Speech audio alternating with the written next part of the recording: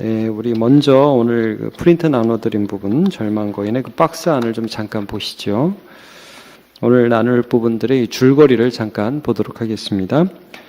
크리스천과 소망은 강가에서 쉼을 얻고 회복한 후 길을 가다가 험한 길을 만나 낙심하고 곁길로 빠지게 된다. 길에서 만난 허튼 확신 씨의 말을 듣고 길을 가다가 홍수를 만나 죽을 고비를 넘기게 된다. 그러나 곧 의심의 성 주인인 절망거인의 손에 잡혀 매맞음의 고통과 자살의 권위와 협박을 받게 된다. 그러나 낙심하는 소망은 크리스천을 위로하며 이거 좀 잘못됐습니다. 낙심하는 크리스천을 소망이 위로한 겁니다. 소망은 낙심하는 크리스천을 위로하며 그들은 인내할 수 있었고 기도하는 중에 그들의 약속의 열쇠가 있음을 알고 절망거인의 손에서 가까스로 벗어날 수 있었다. 오타가 좀 있습니다. 이거 좀 봐주시고요. 자, 오늘 절망거인이라는 제목으로 말씀을 나누는데 이제 좀 전에 읽었던 것처럼 오늘 우리가 철로 6장에서 볼 부분들은 어떤 부분이냐면 소망과 함께 이제 크리스찬이 여행을 떠나는데 한 강에서 굉장히 좀 즐거운 시간을 보내요. 행복한 시간을, 강물도 마시고 그 잎사귀도 따먹고 열매도 먹고 그러면서 굉장히 즐거운 시간을 갖다가 그 강이 이제 갈라지면서 길하고 강하고 이제 떨어지면서 길이 굉장히 험난해집니다. 그때 이제 마음이 상해가지고 다른 길을 가게 돼요. 길이 좀 비슷해 보이는데 좀 평탄해 보이는 길이 있어서 그 옆길로 이렇게 지나가다가 그 길에서 이제 거짓 확신 씨를 만나고 그 거짓 확신 씨가 이 길로 가면 된다고 천성으로 가는 길이라고 이렇게 하는 그 말을 듣고 막 그 길을 가다가 결국 그 위험을 당하게 되죠. 거짓 확신 씨는 구덩이에 빠지고 비가 오고 다시 돌아가려고 하는데 안 되고 막 홍수가 나고 그래서 나중에 자고 일어나서 깨보니까 이제 그 땅이 의심의 성 그 절망거인이라는 영주의 땅인 거예요. 그래가지고 그 절망거인한테 잡혀가지고 매맞고 근데 좀 죽이지는 않아요. 네가 너를 죽여라 이런 식으로 계속해요. 나중에 더 다루도록 할게요. 근데 거기서 과정 속에 서로 격려하고 기도하고 또 나중에 자기에게 약속이라는 열쇠가 있는 걸 알고서요. 거기서 이렇게 막 그 지하 감옥에서 열쇠로서 모든 문을 열고 도망쳤다 하는 게 오늘 줄거리 내용입니다. 근데 이제 오늘 전체적인 줄거리를 통해서 우리가 볼 내용이 뭐냐면 이런 신자에게 이런 위험이 있다는 거예요. 첫 번째 뭐냐? 마음이 상해요. 마음이 어떤 일 때문에 마음이 상하면 그 상한 마음 때문에 본의 아니게 죄를 지어요.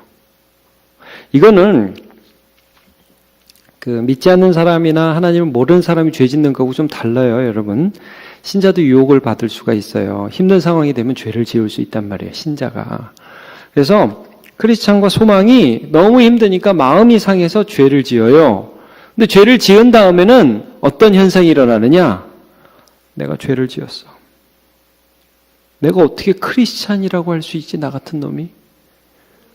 나 같은 사람이 어떻게 하나님 복을 받을 수 없지? 난 죽어야 돼. 나 같은 놈은 안 돼. 그러면서 자책하는 거예요. 절망하는 거예요.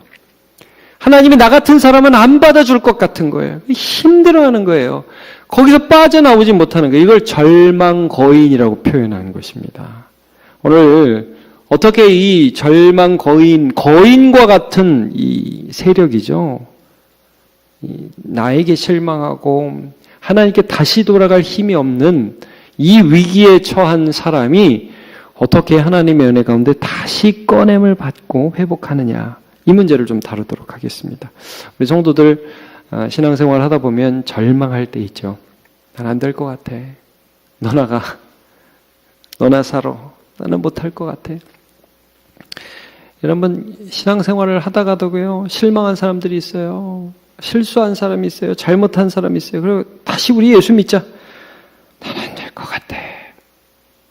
난 다시 못할 것 같아. 이런 깊은 절망. 여기에 빠진 사람들이 많이 있고요. 여러분 현대교회에서 가장 큰 문제 중에 하나가 뭡니까? 우울증의 문제죠. 우울증. 심각한 자기 절망에 빠져서 헤어나오지를 못하는 거예요. 이 부분을 어떻게 존 버년이 이 부분을 이렇게 여기에서 우회적으로 표현을 했는지 참 기가 막힙니다. 자, 먼저 쭉 한번 볼게요. 맨 먼저는 강을 따라 걷는 장면이 나옵니다. 아직 절망에 빠지기 전입니다. 너무 좋은 때를 잠깐 묘사해요. 강을 만나는데 거기 뭐 잎사귀가 이렇게 막 아름답게 있고 열매가 있는 나무가 강가에 쫙 있어요. 그 에스겔서라든지 요한계시록에 나타나는 그 생명수 강가, 여러분 기억하시죠? 그거를 표현한 것 같아요. 근데 이거는 이제 우리가 죽어서 가는 천국을 말씀하는 것은 아니고 이걸 말하는 겁니다. 하나님이 우리가 이 인생 여정을 걸어가고 예수 믿고 걸어가는 동안 여러분 기쁨과 쉼을 주십니다. 쉼을 주셔요. 여러분 신앙생활 하면서 혹시 이런 기억 없습니까? 내가 너무 힘들고 너무너무 지쳤는데 생각지도 않게 어떤 사람을 만나가지고 위로를 받았던 적 없으세요? 그리고 어느 주일 예배에는 너무 무겁게 예배에 나왔는데 하나님이 은혜를 주셔서 내 마음이 회복이 돼요. 회복이. 재정적으로 너무 힘들어서 기도했어요. 간구했어요. 그랬더니 하나님이 어떤 길을 탁 열어줘가지고 재정적인 문제가 해결됐어요. 그러니까 이 인생을 살아가면서 여러분 하나님이 우리에게 쉼과 회복을 주시지 않으면 우리가 이 길을 걸어갈 수가 없죠. 이게 뭡니까?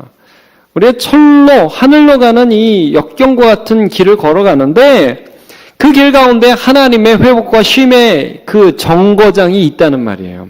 마치 여러분 출애굽할 때 이집트에서 나온 백성들이 이제 광야 길을 가기 전에요. 하나님이 엘림이라는 곳에 잠깐 쉬게 해주세요. 출애굽기를 보시면 엘림이라는 곳에서 잠깐 쉬어요. 그 종려나무 가지가 있고 샘이 있고 얼마나 좋았겠어요. 물이 막 넘쳐나고 나뭇가지들이 있고 그런 곳에서 잠깐 쉴 수 있는 거예요. 거기가 우리가 계속 머물 곳은 아니에요.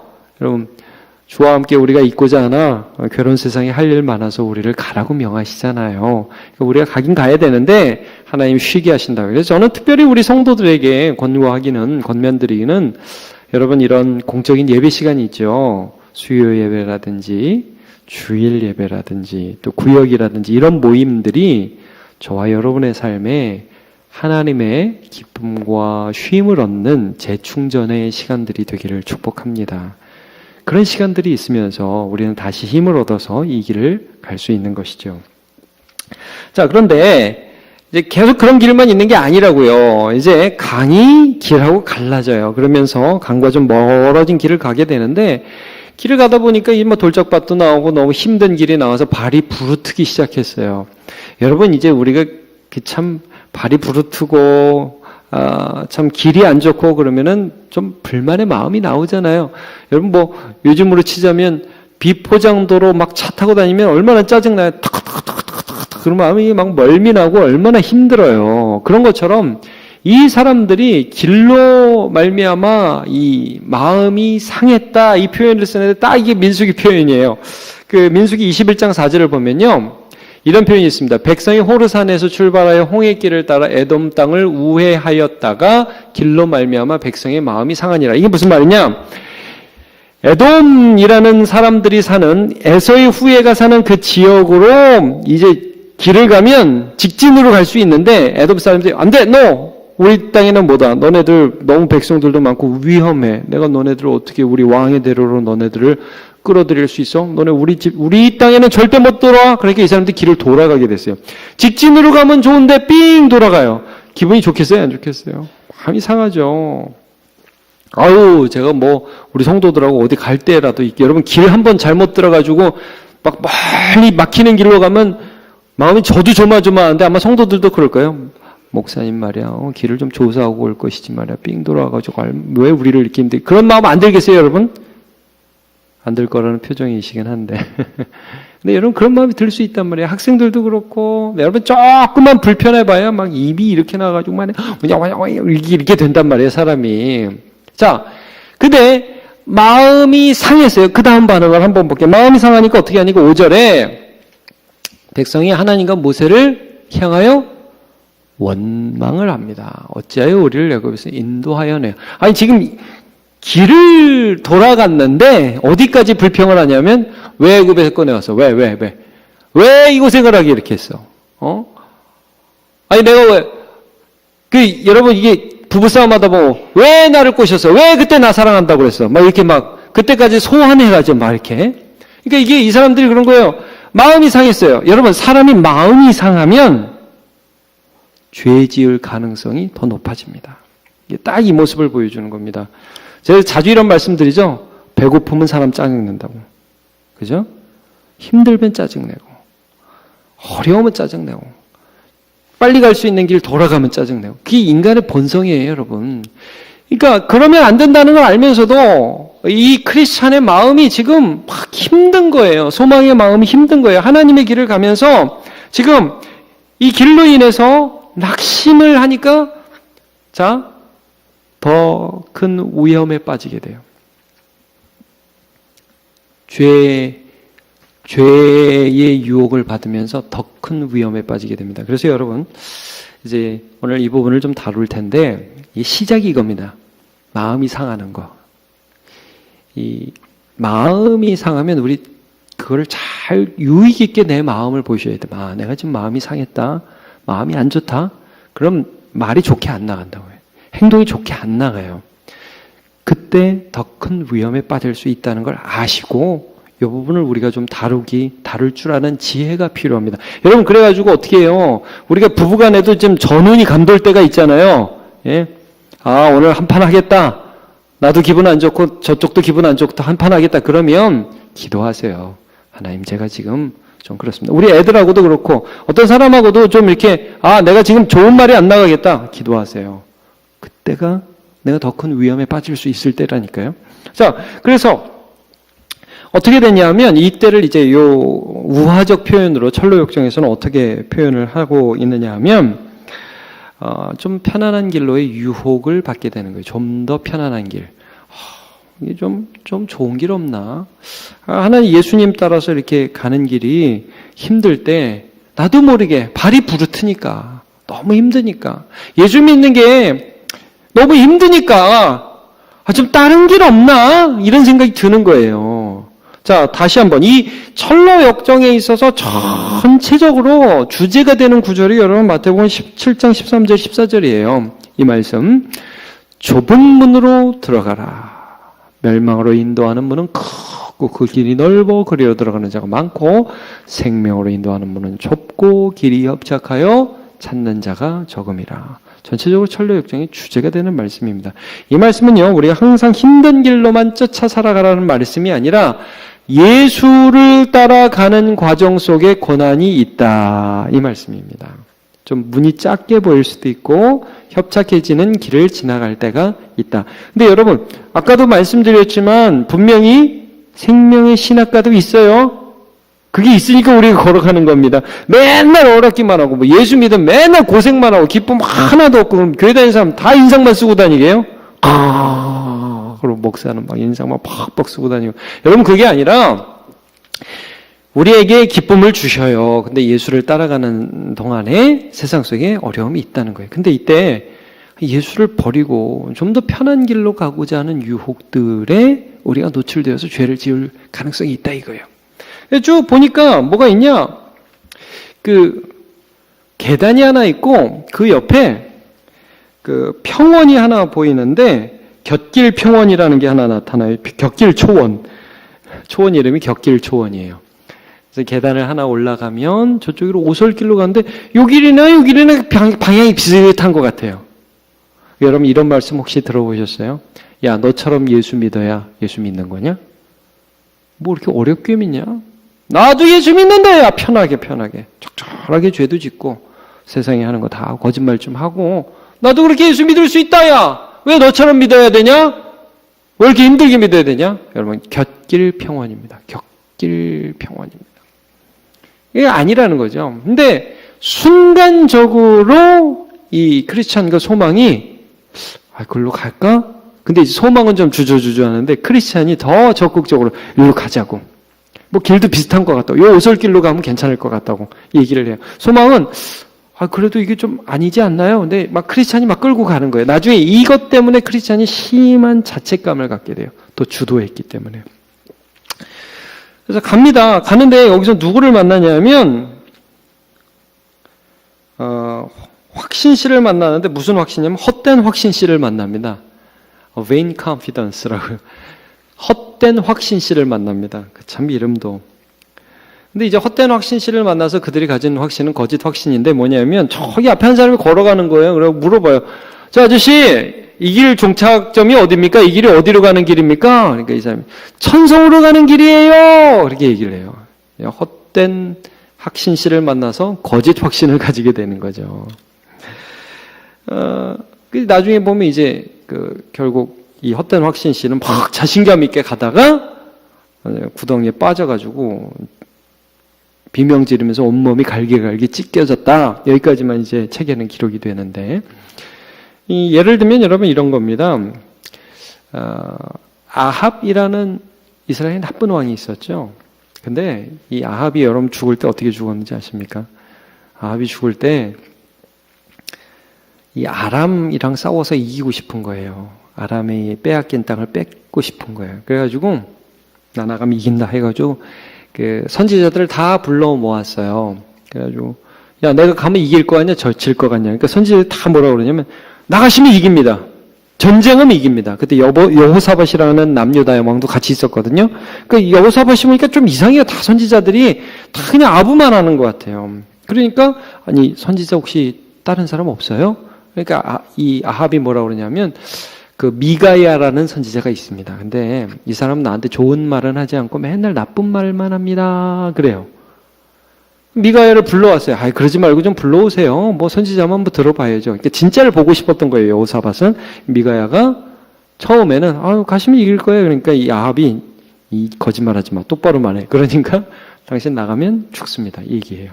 근데 이 아합이 이 미가야를 감옥에다 집어넣으면서 어디 내가 살아서 돌아와서 한번 보자. 그리고 나가요. 끝까지 미가야를 통해서 하시는 하나님 말씀을 안 들어요. 그러니까 여러분 여기서 우리가 알 수 있는 게 뭐냐면 두 가지를 조심해야 돼요. 이 부분에서 우리가 신앙생활을 하면서 하나는 헛된 자신감. 목소리만 큰 사람이 있죠. 헛된 자신감만 가지는 신앙인 같이 보이는 사람. 여러분 교회에 꼭 목소리 큰 사람이 있습니다. 근데 그 사람이 다 맞는 거 아니라는 거예요. 뭐 이렇게 하면 되지 뭐! 저렇게 하면 되지 뭐! 나중에 책임 안 져요. 자기가 빠져 죽어요. 여러분, 목소리로 판단하지 마시고, 말씀으로 분별하셔야 됩니다. 이게 무슨 하나님의 말씀에, 이게 뭐가 진리냐? 이걸 알아야 된다는 거죠. 그 다음에 아첨하는 사람 조심하라는 거예요. 아첨하는 사람. 옆에서 그냥 듣기 좋은 말 하는 사람. 내가 원하는 말만 해주는 사람. 훌륭하셔요. 잘하고 계세요. 그럼요. 이런 말만 하는 거 조심하라는 말씀입니다. 그래서 여러분 교회에서 누구와 교제하느냐. 굉장히 중요한 부분입니다. 여러분 신앙생활을 하면서 우리가 이제 친하게 지내는 사람이 있게 되잖아요. 우리 원로 목사님도 이거 강조하셨다고 제가 들었어요. 당파를 짓지 마라. 근데 여러분, 교회 생활을 하다 보면 반드시 친한 사람이 생기게 돼요. 그렇죠? 근데 여러분, 당파하고 신앙파는 아주 한 끗 차이입니다. 당파는 뭐를 위하느냐면요. 자기들끼리 모이는 것만 좋아하는 건 당파예요. 그러나 신앙을 권고하는 사람은 함께 말씀을 따라가요. 함께 말씀에 순종해요. 남욕하는데 시간을 허비하지 않아요.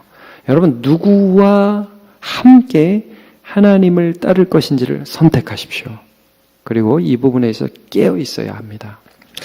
자, 결국 헛된 확신은 아까 말씀드렸던 것처럼 사고로 구덩이에 빠져서 몸이 갈기갈기 찢어지고요. 이들은 그때 홍수를 만나가지고 이제 막 위험에 처했다는 걸 알았어요. 잘못된 곳에 들어왔구나. 여기 오면 안 되는데 이런 곳에 왔구나 하는 것을 깨닫게 됩니다. 그래서 이제 여기서 벗어나려고 그러는데 막 이 책에 의하면 10번 건너가려고 그러는데 9번 9번 건너가려고 그랬는데 거의 뭐 죽을 뻔했다. 그래 결국 실패했다. 다시 돌아가지 못했다. 이런 말이 나와요. 그러면서 아주 중요한 말이 하나 나오는데, 자, 여러분 우리가 신앙생활하다가 실수할 수 있죠. 그죠? 신앙생활을 하다 보면 나도 모르게 실수할 수 있어요. 제가 목회적으로 말씀드리는 건데, 이 존 버년도 이걸 목회적으로 얘기하더라고요. 여러분, 신앙적으로 실수하기는 쉬운데요. 죄 짓기는 쉬운데요. 죄 지은 다음에 다시 원인 상태로 회복하는 건 무진장 어렵습니다. 이 얘기를 해요. 여러분 좀 이해가 가실지 모르겠는데 중요한 말씀입니다. 무슨 말씀이냐? 이제 이 책에는 이렇게 나와요. 바른 길, 주님이 말씀하신 좁은 길로 가다가 잠깐 곁길로 가기는 쉽다. 근데 이 곁길로 간 사람이 다시 바른 길로 가기는 굉장히 어렵다. 이런 말을 써놔요. 이 책에. 이게 무슨 말이냐? 여러분, 다윗을 한번 예로 들어볼게요. 다윗이 밧세바를 범했죠. 그거 어려워요? 쉬워요? 굉장히 쉬워요. 근데 우리야 또 이렇게 불러다가 자기가 지은 죄를 이렇게 알리바이를 만들어가지고 덮으려고 그랬잖아요. 임신했다고 그러니까, 이게 우리아의 애인 것처럼. 그래서 전쟁에 있던 우리아를 불렀는데 또 안 돼요. 그래가지고 또 우리아도 죽이죠? 자, 점점 이상해지고 갔죠? 이상해지죠? 다윗이 원래대로 돌아가기가 여러분 쉬울까요? 어려울까요? 굉장히 어려워요. 여러분, 신앙인이 죄 지을 수 있어요. 이거는 제가 조금 이따 다루겠습니다, 여러분. 신앙인이 죄 지을 수 있어요. 근데 돌이키는 문제에 대해서 말씀하는 거예요. 될 수 있는 대로 빨리 돌이키는 게 좋다는 말이에요. 이건 좀 목회적으로 드리는 말씀이에요. 멀어지면 멀어질수록 멀어지는 건 쉬운데요. 다시 돌아오는 건 어렵다. 굉장히 어렵다고요. 여러분, 제가 볼 때, 제가 성경을 보면서 느낀 건 다윗이 언제 회개하면 제일 좋았겠어요. 저는 그때 회개하면 제일 좋았을 것 같아요. 목상에서 이렇게 거닐다가 산책하다가 저 옆집에서 어떤 여자가 목욕을 해요. 그럼 어떻게 해야 돼요? 딱 눈 감고 돌아서서 주님, 잘못했습니다. 그때 회개하는 게 제일 낫겠죠. 그때 하는 것이 제일 쉬운 거예요, 여러분. 빨리 돌이키는 것이 신자에게는 가장 기쁜 일입니다. 다시 말씀드립니다, 여러분. 죄 짓는 것은 쉽습니다. 하나님으로부터 멀어지는 것은 쉽습니다. 그런데 진정한 신자가 하나님으로부터 멀어졌다 다시 돌아오는 것은 굉장히 힘든 일입니다. 여러분, 저는 술 맛을 모릅니다. 제가 목회자 자녀라서 더 그런 것 같아요. 그래서 저는 술을 끊는 게 어렵지가 않습니다.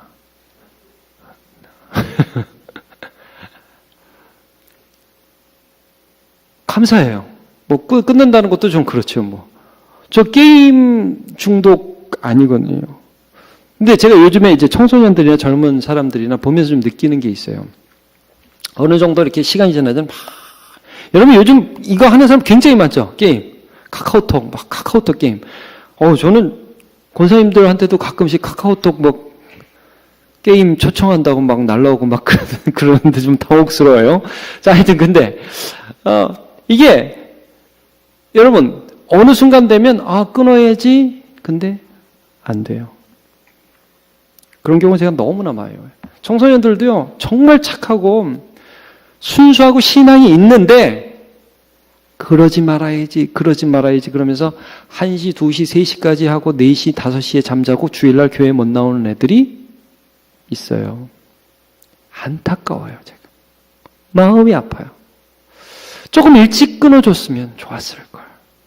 조금만 더 들어가기 전에 나왔으면 좋았을걸. 그런 생각이 들 때가 많이 있어요. 여러분, 죄는 깊이 빠져들기 전에 초기에 자르십시오. 그래서 여러분 성경이 뭐래요?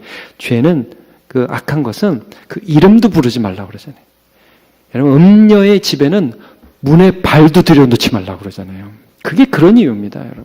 목회적으로 말씀드리는 것입니다.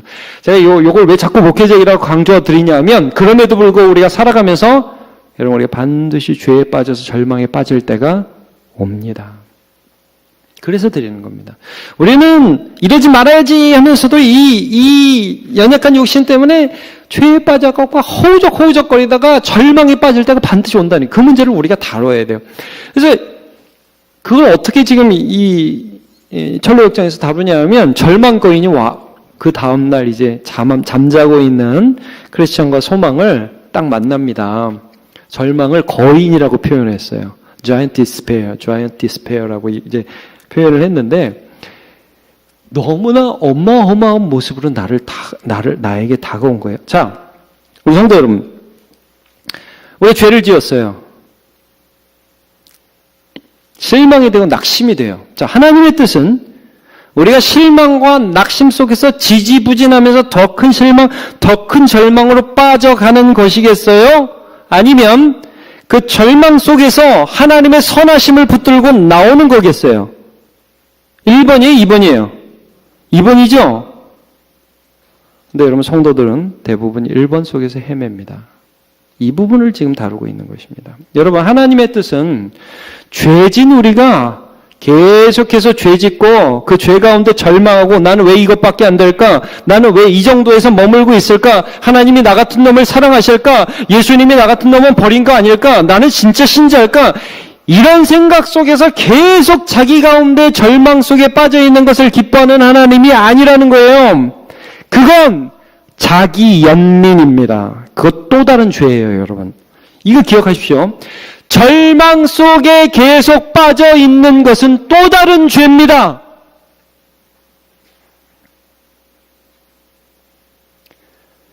여러분, 우울 속에 계속해서 빠져 있는 것은 하나님이 기뻐하시는 일이 아닙니다. 그건 자기 사랑의 또 다른 형태라고요.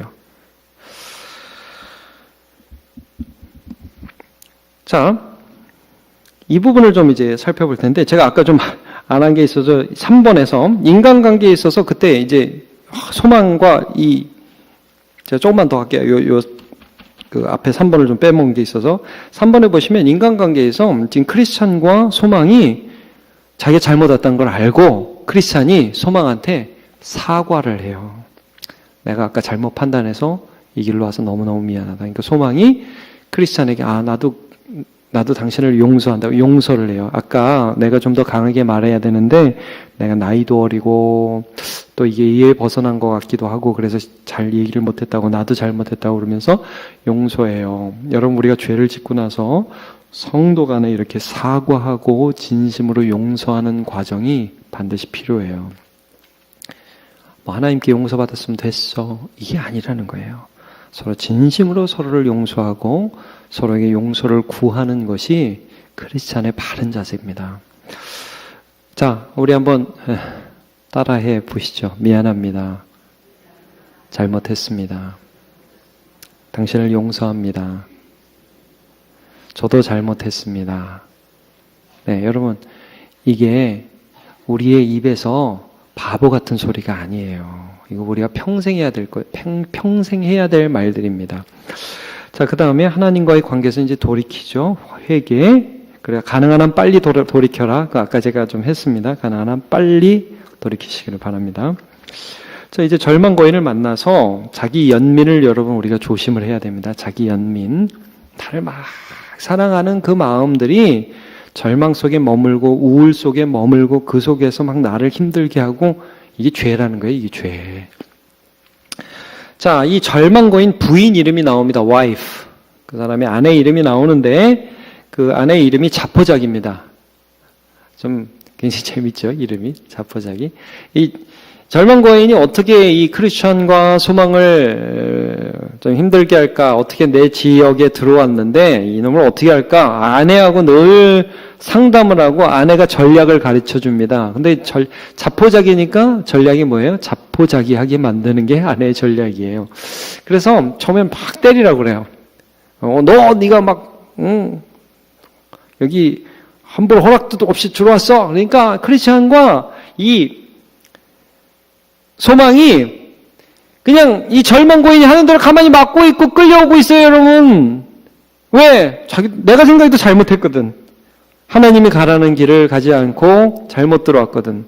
그래 막 막고 있어요. 막 막고 있고 난 너무 난 나쁜 놈이야. 맨날 이러고 있어요. 그러니까 이 이게 여러분 우리를 자책하는 게요. 그게 꼭 하나님 뜻이 아니라고요. 절망 고인에게 막 얻어맞으면서도 그래 난 맞을 놈이야 이렇게 막 자기를 괴롭게 해요. 그러니까 나중에는 이 아내가 자포자기라는 그 아내가 어떤 전략을 쓰냐면 이 자살을 권유해라. 스스로 목숨을 끊게 해라. 이렇게 얘기합니다. 그런데 여러분 이게 굉장히 그 사탄의 전략인데 이게 뭐냐?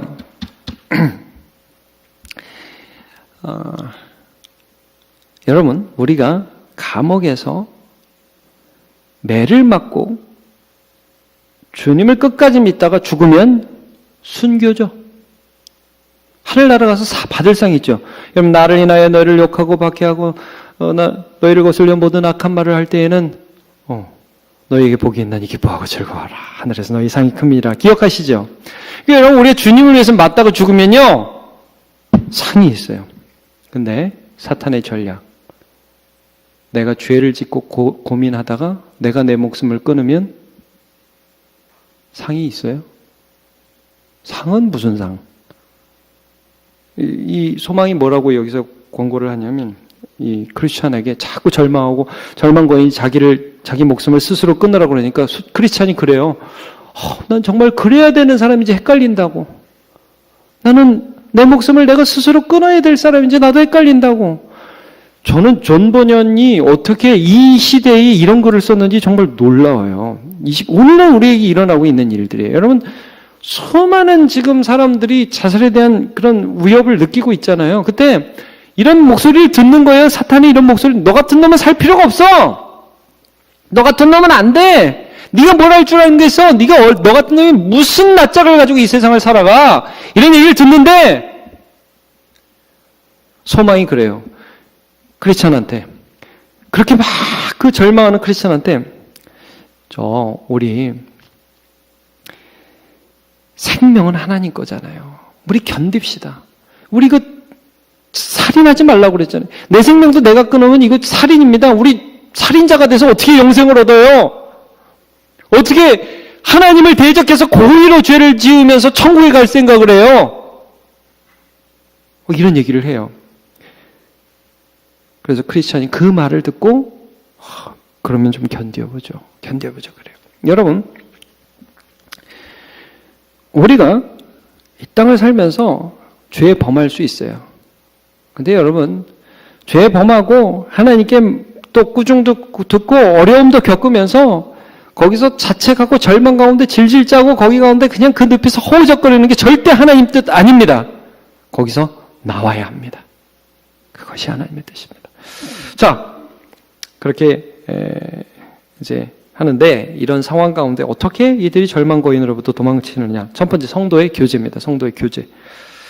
절망하는 크리스찬의 절망과 소망이 좀 대비가 되죠. 소망은 그래도 하나님 우리 도와주지 않겠어요? 그래도 하나님이 이 가운데 우리에게 뜻이 있지 않겠어요? 그러면서 자꾸 이제 크리스찬을 격려합니다. 당신 옛날에 아블론도 이겼잖아요. 사방의 음침한 골짜기도 이기면서 또 허영의 시장에서는 얼마나 용감했어요. 당신 잘했어요. 하나님이 우리 도와줬어요. 지금도 도와주실 거예요. 소망을 갖죠.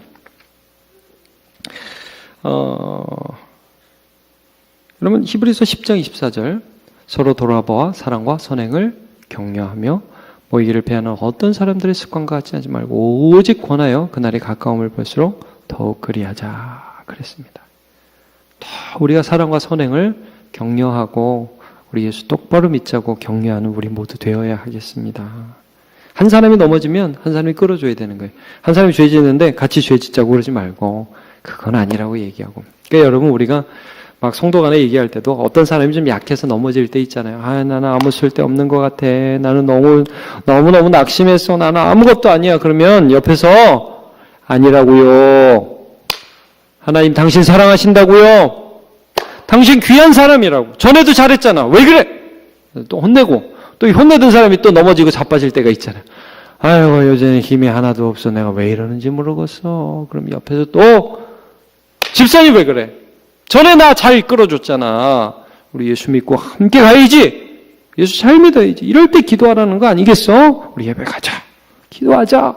그러면서 격려하는 거예요. 성도의 교제가 실질적으로 우리 절망에서 빠져나오는데 굉장히 큰 힘이 된다는 거예요. 여러분, 우리가 이게 함께 모인 데는 의미가 있어요. 우리가 혼자는 반드시 넘어지게 되어 있습니다.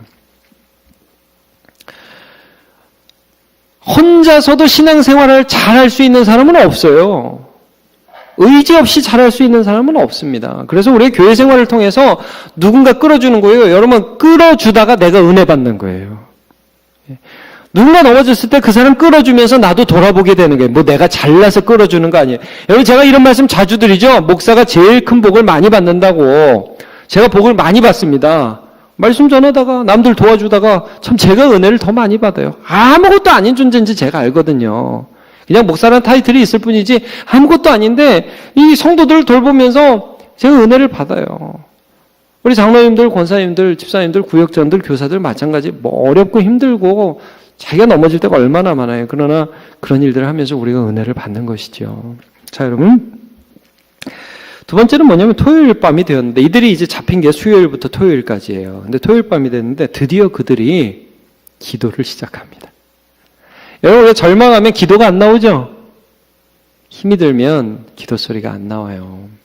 근데 이들이 드디어 기도를 하게 됩니다. 그러면서 하나님 앞에 그 도움을 구하고 또 하나님께서 인도해 주실 것들을 바라게 되죠. 그러면서 기도가 마치게 되는데 그때 약속이라는 열쇠가 나한테 있다는 걸 크리스찬이 깨닫습니다. 이게 있다는 걸 몰라요. 여러분, 이거예요. 막 절망이 막 나를 이렇게 막 짓누르고 쥐어짜고 너무 힘들 때는 말씀이 생각이 안 나는 거예요. 그냥 그 상황만 머릿속에 막 돌고. 근데 여러분, 우리가 하나님, 제가 이렇습니다. 돌봐주옵소서 하고 기도하는 그 순간에 하나님의 말씀이 생각이 나면서 다시금 절망에서 그 절망의 문들을 열고 빛으로 나올 수 있는 힘이 생기는 거예요. 여러분, 오늘 본문을 지금 펴고 계시죠? 시편 42편. 거기 보시면 잠깐 보세요. 저기 보세요. 쭉 절망을 노래해요. 자, 1절. 하나님이여 사슴이 시냇물을 찾기에 갈급함같이 내 영혼이 주를 찾기에 갈급해. 주님 어디 계세요? 기도하는 모습이 보이죠, 여러분, 여기. 내 영혼이 하나님 곧 살아계신 하나님을 갈망하니 내가 어느 때에 나가서 하나님의 얼굴을 배울까? 하나님 어디 계세요? 저 하나님 계셔야 되는데 너무너무 힘들어요. 3절. 사람들이 종일 내게 하는 말이 내 하나님이 어디 있느냐 하오니 내 눈물이 주야로 내 음식이 되었도다. 눈물이 막 내 음식이 된다는 말이 뭐예요? 너무너무 슬퍼서 눈물이 마르지가 않고 이제 눈물 좀 그만 먹었으면 좋겠어요. 하나님, 나 좀 기쁨을 먹었으면 좋겠어요. 이런 한탄을 하는 것이죠. 4절. 내가 전에 정의를 지키는 무리와 동행한 기쁨과 감사의 소리를 내며 그들을 하나님의 집으로 인도하였더니 이제 이 일을 기억하고 내 마음이 상한. 전에 막 하나님과 함께 예배하던 그 일들을 생각하면서 갑자기 지금 현실을 보니까 마음이 어떻다고? 여기 마음이 상했다. 그러니까 여러분, 죄짓기 딱 좋은 타이밍이죠. 근데 지금 죄짓기보다 기도하고 있죠. 하나님 도와달라고. 하나님 도와주세요. 하나님 만나고 싶어요. 하나님 어디 계세요? 하는데 아마도 이 말씀을, 이런 기도를 하면서 말씀이 생각났던 것 같아요. 하나님은 환난날에 너의 도움이시고 피난처시고 네가 의지할 바위시다. 너 그 말씀 기억하니? 자, 그때 어떻게 하죠? 5절 한번 같이 읽어볼까요? 시작. 내 영혼아, 내가 어찌하여 낙심하며 어찌하여 내 속에서 불안해하는가? 너는 하나님께 소망을 두라. 그가 나타나 도우심으로 말미암아 내가 여전히 찬송하리로다. 아멘. 말씀이 생각나니까요. 여기 보니까 누구를 꾸짖는 것 같아요? 나를 꾸짖죠. 여러분 잘 보세요. 내 영혼아, 너 왜 낙심해? 어째서 불안해? 하나님 돌아가셨니? 너를 도우시는 하나님이 어디 가셨어? 하나님 계시잖아. 왜 그래? 여러분, 자기 연민이 아니에요. 나는 왜 이렇게 힘들까? 나는 왜 이것밖에 안 됐을까? 나는 왜 이런 죄를 저질렀을까? 나는 구원받았을까? 이게 아니라 정신 차려, 이 녀석. 네가 믿는 하나님이 어떻게 되셨니?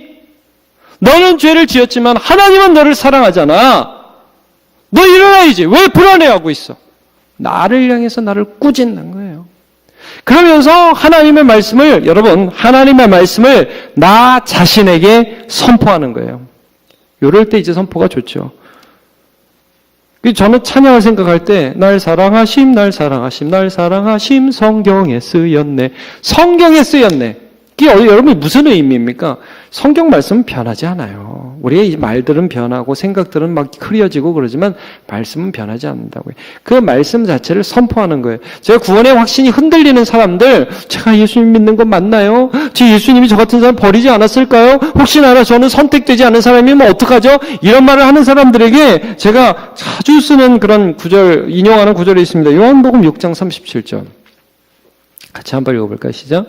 아버지께서 내게 주시는 자는 다 내게로 올 것이요 내게 오는 자는 내가 결코 내쫓지 아니하리라. 하나님은 결코 주께 오는 자를 내쫓지 않으십니다. 이 말씀을 우리한테 선포하는 겁니다. 의심이 들 때마다, 죄가 나를 막 엄습할 때마다 말씀을 선포하는 거예요. 그러면 절망에서 빠져나올 수가 있습니다. 여러분, 절망 가운데 있는 건 죄라고 그랬어요. 절망 가운데 계속 막 거기서 막 진창에서 누비고 있는 것은 그건 죄입니다. 그럼 어떻게 빠져나올 수 있냐? 성도의 교제, 하나님을 향한 간절한 기도, 약속의 말씀, 이걸 기억하십시오. 이 가운데서 우리는 절망이라는 거인으로부터 빠져나올 수가 있습니다.